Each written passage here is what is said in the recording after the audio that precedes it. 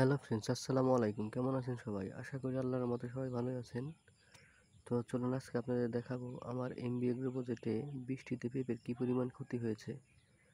আর দেশ ও দেশের বাইরে যারা আমার এইসব ভিডিও দেখে থাকেন সবাই আমার চ্যানেলটা সাবস্ক্রাইব করে রাখবেন, শেয়ার করে রাখবেন, কমেন্ট করে দিবেন।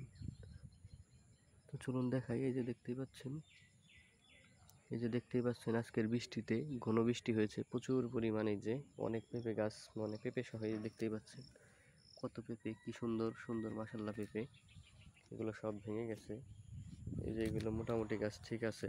এই যে আরো অনেক গাছগুলো ভেঙে গেছে দেখতেই পাচ্ছেন। এই যে দেখতেই পাচ্ছেন এগুলো মাশাআল্লাহ খুব সুন্দর পেঁপে আসছে।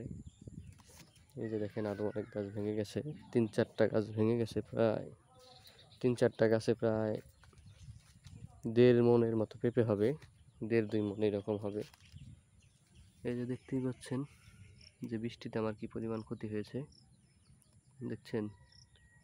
যে এই যে কত বড় বড় মাশাআল্লাহ কি সুন্দর সুন্দর পেঁপে। গাছগুলো ভেঙে গেছে কারণ পেঁপের ভরে, কারণ প্রত্যেকটা গাছে খুঁটি দেওয়া দরকার ছিল, কারণ আমি খুঁটি দেইনি, যার কারণে যে আমার গাছগুলো ভেঙে গেছে। যে গাছগুলো বেশি মোটা না, চিকুন চিকুন হয়েছে এবং কি পেঁপে আসছে বেশি, এক জায়গায় পেঁপে ছিঁড়া হয় নাই, যার কারণে এই যে পেঁপেগুলো গাছ ভেঙে পড়ে গেছে। এই যেগুলো দেখতে পাচ্ছেন, এই যে মাশাআল্লাহ মাশাআল্লাহ কি সুন্দর পেঁপে, দেখতেই পাচ্ছেন। তারপরে এই যে একটা গাছ, এই যে এখানে এই যে একটা গাছ দেখতেই পাচ্ছেন। এই যে এটা একটা গাছে 2টা ডাল হয়েছে, 2টা ডালে প্রচুর পরিমাণ পেঁপে আসছিল। এই পেঁপেগুলো আমি যদিও আজকাল এর ভিতরে ছিঁড়ে বিক্রি করার চিন্তা ভাবনা করেছিলাম, কিন্তু তা ছিঁড়তে পারলাম না। তার আগেই তো পেঁপে গাছগুলো ভেঙে গেল, কি করার। মোটামুটি অনেকটা পরিমাণ লস। এই গাছগুলো আরও অনেক পেঁপে আসতো। এই যে দেখতেই পাচ্ছেন, এই যে মাশাআল্লাহ মাশাআল্লাহ অনেক সুন্দর পেঁপে আসছে। তো পেঁপে আজকালের ভিতরে ছিঁড়তে হবে, না হলে আবার অনেক গাছ আরও ভেঙে যাবে। এই যে দেখতেই পাচ্ছেন এগুলো পেঁপেগুলো ছিঁড়তে হবে, নাহলে গাছ ভেঙে আরও পড়ে যাবে। এই যে দেখতেই পাচ্ছেন প্রত্যেকটা গাছে কি পরিমাণ পেঁপে আছে, প্রত্যেকটা গাছে অনেক পেঁপে আছে। এই যে দেখেন, এই যে এটাও পেঁপে ছিঁড়তে হবে, এটা না ছিঁড়লে এটাও ভেঙে যাবে।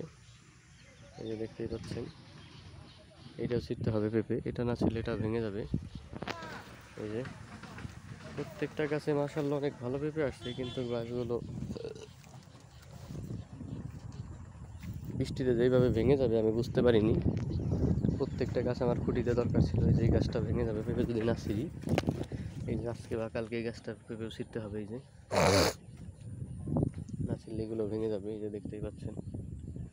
এই যে তো মাশাআল্লাহ পেঁপেগুলো ভালোই হয়েছিল, কিন্তু এই বৃষ্টিতে পেঁপেগুলো নষ্ট হয়ে গেল।